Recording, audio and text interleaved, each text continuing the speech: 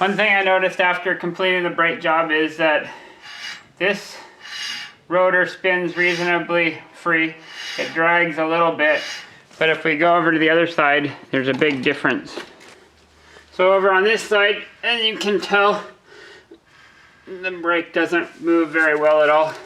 So what I'm going to do is replace the rubber brake hose on both sides and see if that corrects the issue. So in replacing the brake line, the first thing to do would be to break the lines free so that we can pull out the rubber hose and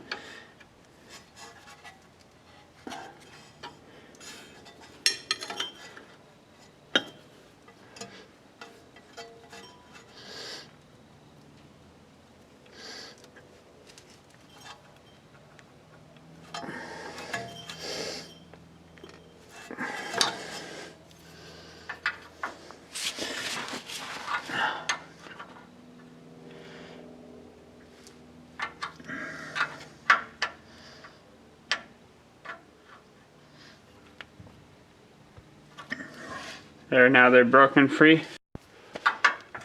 So once you get them free, then you can take out the clips that retain the cable.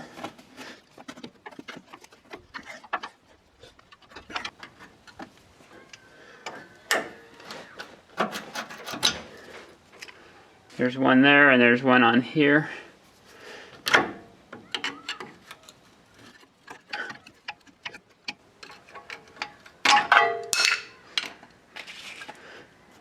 Once that's done, then you'll be able to move the brake cable around so you can disconnect the hose the rest of the way.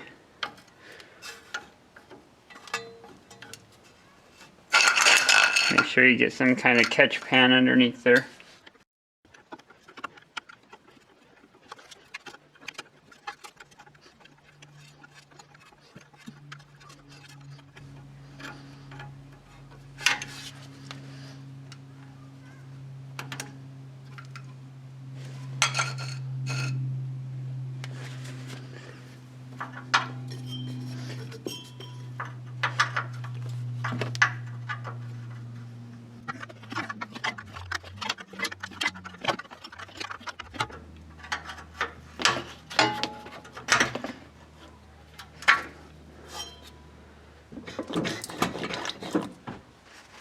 So maybe you saw that the brake did work.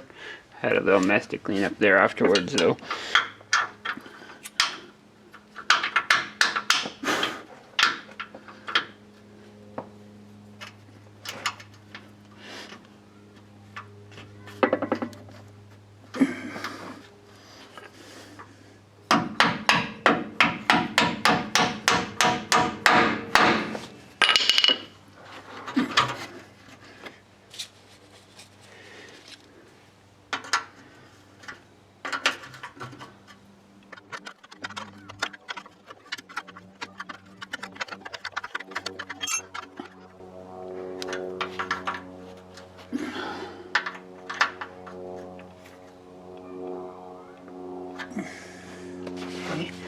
Get that side on.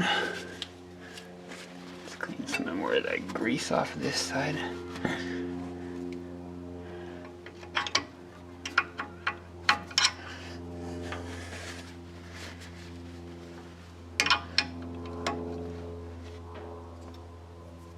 So make sure you put it on with the lip of the retainer and the bow facing toward the outside.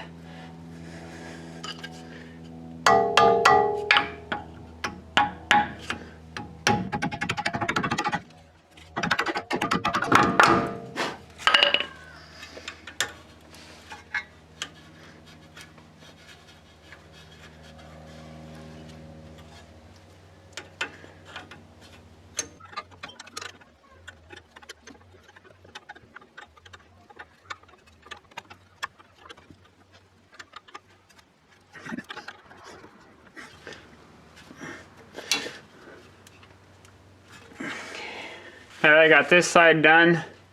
I'll go do the other side and then we'll bleed the brakes and put the wheels back on. So here we are bleeding the brakes. So I use the wrench to loosen the valve, and then I put a hose on it so I can catch the stuff. Okay, pump it and then hold it.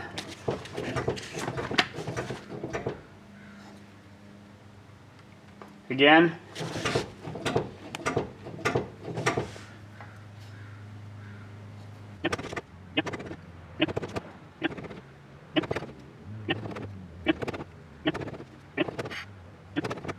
Got some really big bubbles out just now.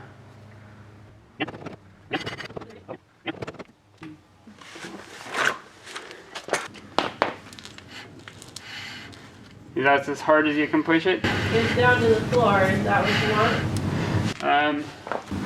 Try it again and see what it feels like. Oh yeah, that's it. Yeah, I popped the cap off and it sucked in a bunch of air. Push it down again.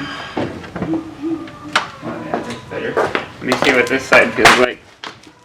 Oh yeah. Okay, I noticed that I had the brake canister cap on and so it wasn't letting air in, so now the brake is stiff. Okay, pump it and hold it again.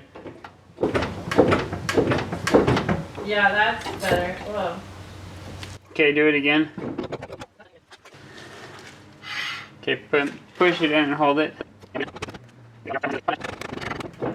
Does it feel good? Yeah. Okay. You can stop. There, now I'll put the wheels back on and take it out.